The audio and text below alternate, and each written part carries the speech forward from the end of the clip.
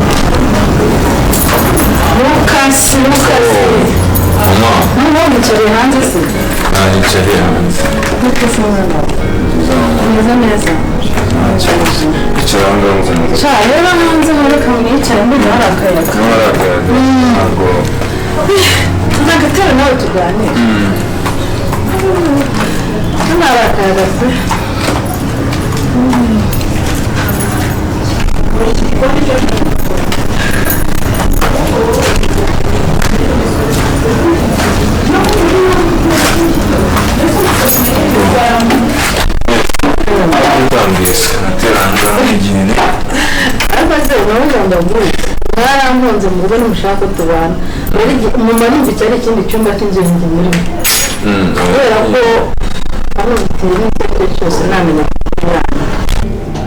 Lucas abantu nta mahoro tukigira nta kintu Lucas nkubwira ngo urahara nyine kudashaka kumva nabonaga mushyushye mva ibintu bitokombe cyangwa urahara mva neza urabona ino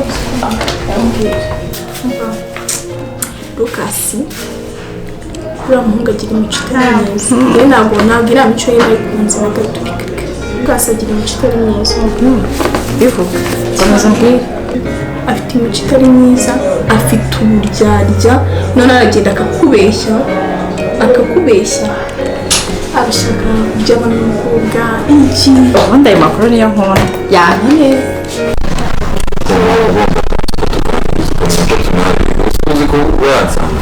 ese bitwaye ikinze ntabwo nibura hari ubwo mba nakwatse amafaranga y'iteke ese bitwaye njyewe nabwiye ko nk'uko mwaba muri iwanjye igihe cyose mbashakira ngomba kubabona umusore umeze neza kandi umwana wawe ukoreye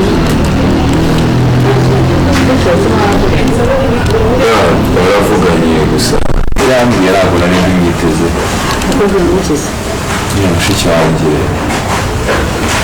yanganirije ku bibazo byose yagiye ahura nabyo mu buzima bamubwira ko Vincent amuzi mbere na mbere Vincent aramuzi ariko yambwiye ko ari umuhungu biganye ngo ama-assessment yose yari amukoreraga umuntu nyine wari umunyakavuyo ku Kigali akunda n'abakobwa benshi umuntu w'umunyamanyanga menshi cyane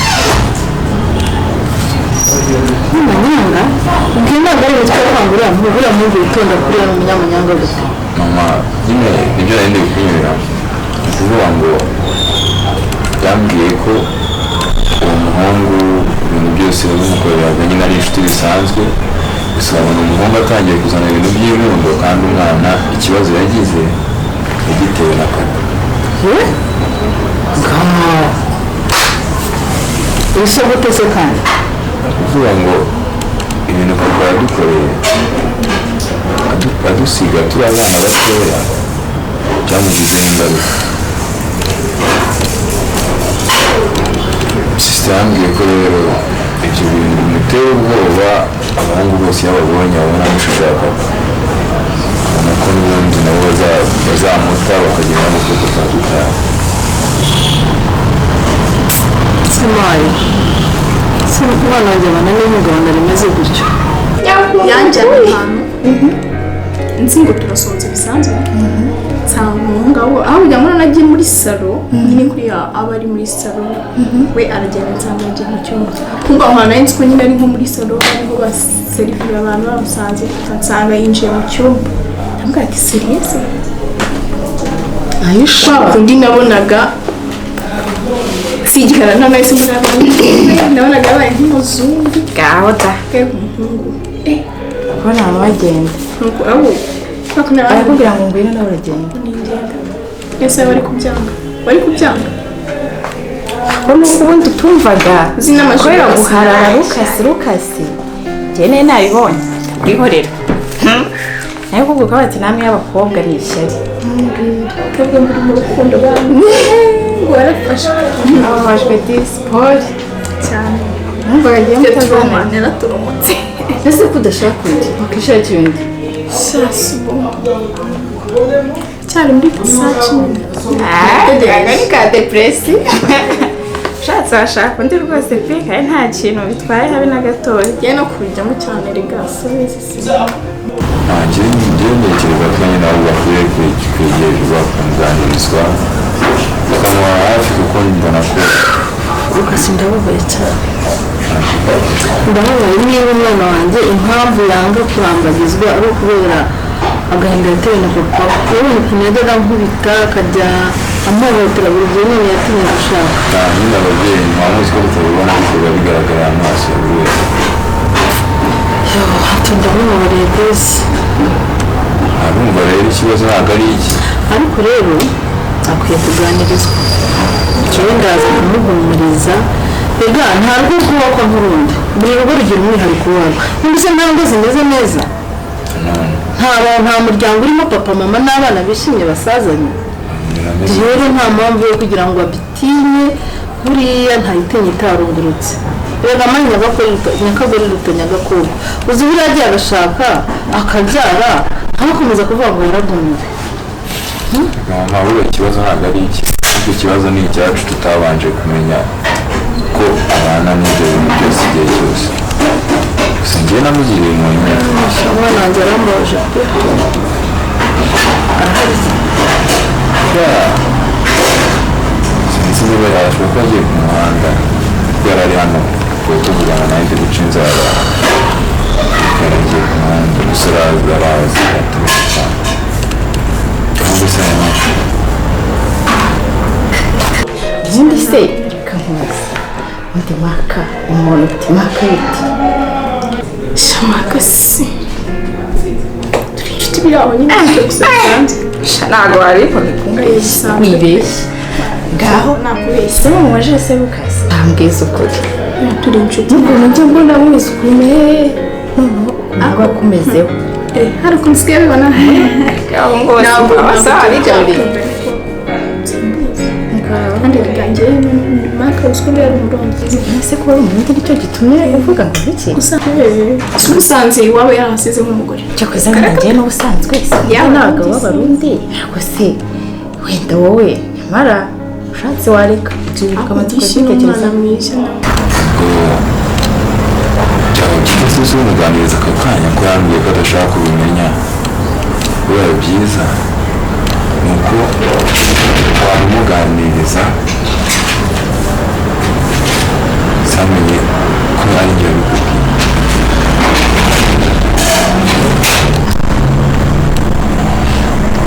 ugomba kumwegera ukamuganiriza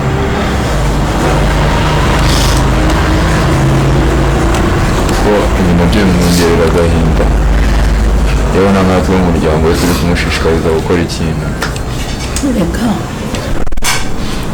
ntabwo uriya mwana njyewe ntabwo nigeze menya ko wenda ukuntu nahohoterwaga na papa we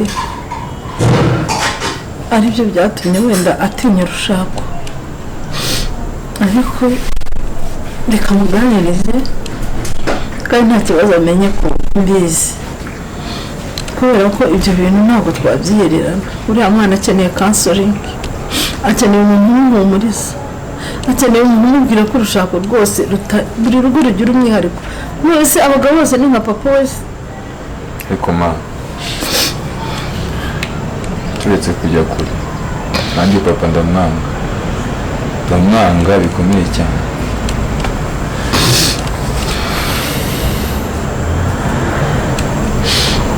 Lucas, papa yakubyaye, ibyo yarampohoteraga, yarankubitaga, yaturazaga hanze, nta kintu cyica cyose atankoreye nuko natinze gupfa. Ariko ni papa wanyu, yarababyaye, ubuzima ufite yarabuguhaye.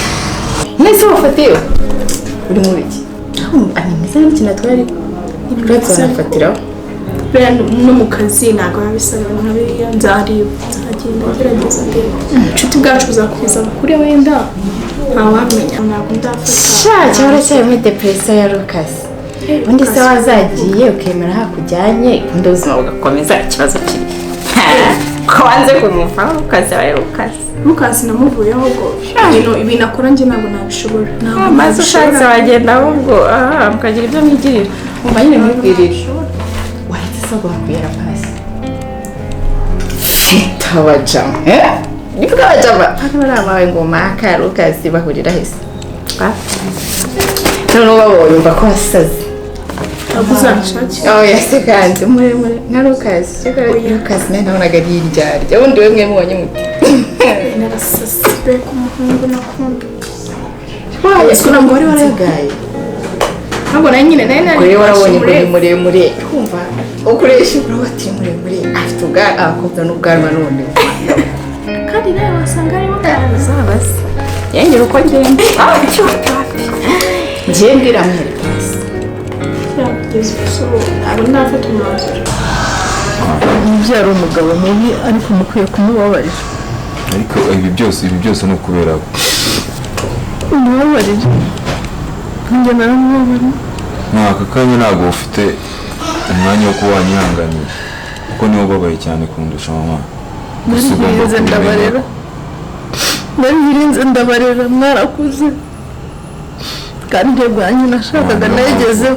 Niyo mpamvu nanjye ikintu nyigushimira kugeza n'isaha magingo aya niwe muntu tuvugana. Buri mwana wese namuteganyirije uko yabaho.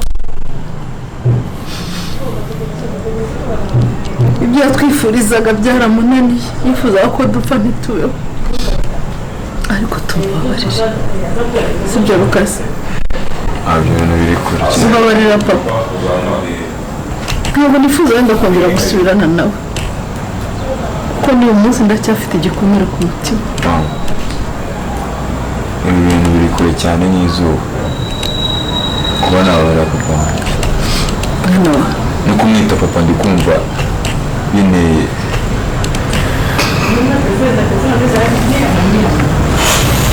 Ibyo tubirenze kuko dufite, navuga ko mushiki wacu ameze nk'umurwayi dufite aha ngaha dukwiriye kuganiriza. Ntayihangane.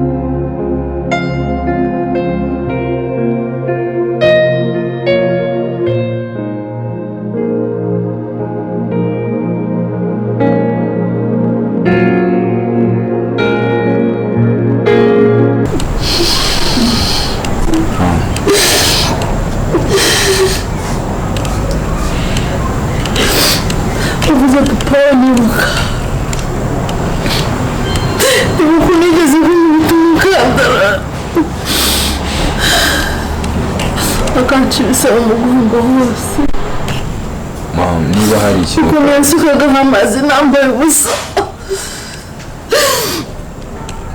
mama niba hari ikintu utazi ibyo bintu ntabwo bizigera bimva mu mutwe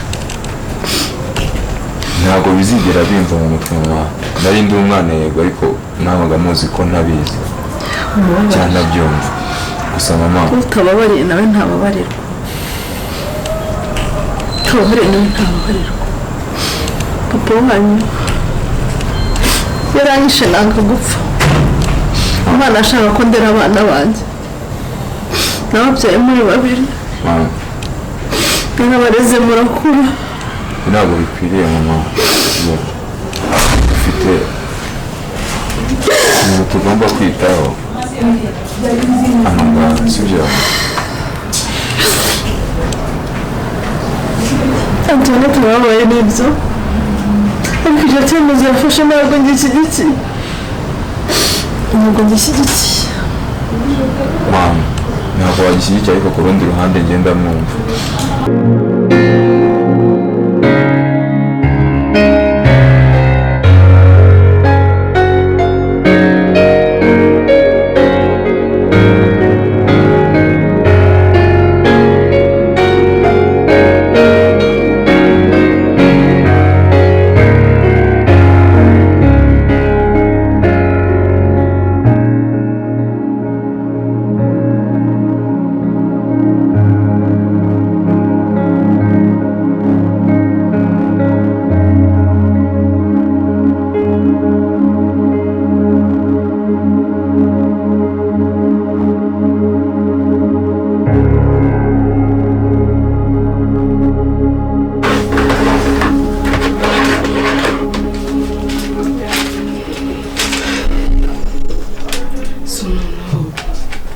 bazanye fagitire y'amazi bakaba batabivuze bamenya no kuyishyuramo ibintu byose birandagaye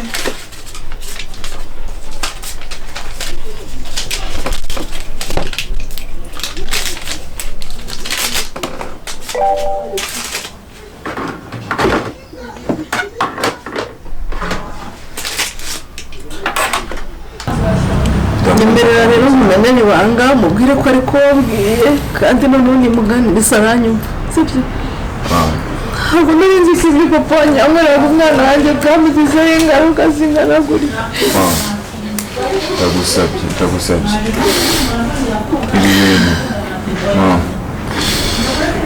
ndagusabye ibi bintu ukore nk'aho tutigeze tuganira none agurwa n'iki ko ndayavumenya ko bari kuyabera ababyeyi ga nimwe mwatubyaye nimwe muzi uburyo ki mwatwinjira mu mutwe mushiki wanjye yahuye n'ihungabana rikomeye cyane mu mwana siniya mpamvu umwana wanjye ibintu byo gushaka umugabo atajya bikozwa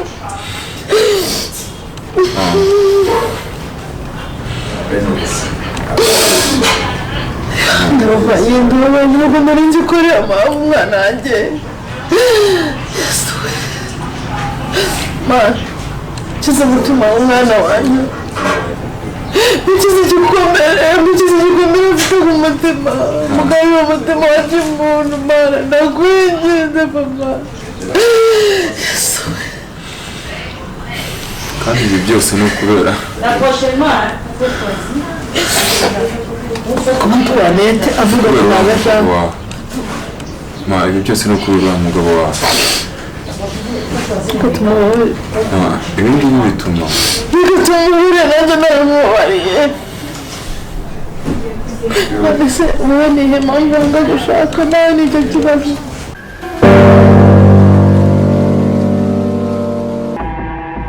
I'm about to go off like a weapon. Fuel to the top, got a filled up engine. In my thoughts, obsession. I will not stop, no, I'm never second guessing. I got a God complex. Haters love to hate, but I never feel pressed. Got a lot on my plate, but I never get stressed. I'll take all the pressure like I'm acing this test. Tear it up like I'm Jason. I see the world like it's ready for the taking. I see this place like a game I'm playing. Straight to the bank to collect my payments. No negotiations, it's my way, I was born impatient. And like a damn Freemason, I'll run this nation. They call me a